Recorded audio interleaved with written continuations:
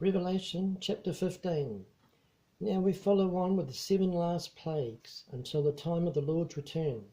Verse 1. And I saw another sign in heaven, great and marvellous, 7 angels having the 7 last plagues, for in them is filled up the wrath of God. And I saw as it were a sea of glass mingled with fire, and them that had gotten a victory over the beast, and over his image, and over his mark, and over the number of his name, stand on the sea of glass, having the harps of God. Now the sea of glass is a time of tranquil peace from papal domination for the reformers. Verse 3. And they sing the song of Moses, the servant of God, and the song of the Lamb, saying, Great and marvellous are thy works, Lord God Almighty. Just and true are thy ways, thou King of saints.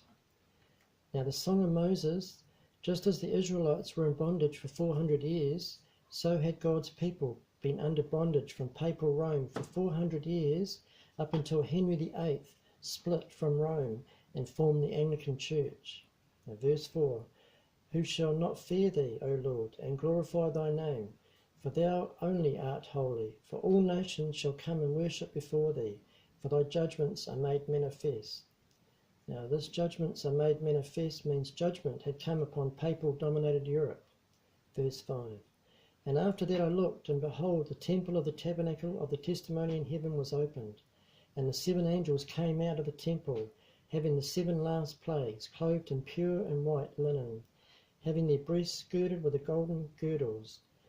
And one of the 4 beasts gave unto the 7 angels 7 golden vials, full of the wrath of God, who liveth for ever and ever. Verse 8.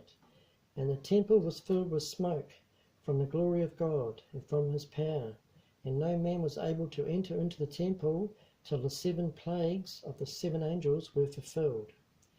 Now the 7 last plagues are about to be poured out with the last upheavals in Europe, and mostly the beginning of sorrows for the Catholic Church.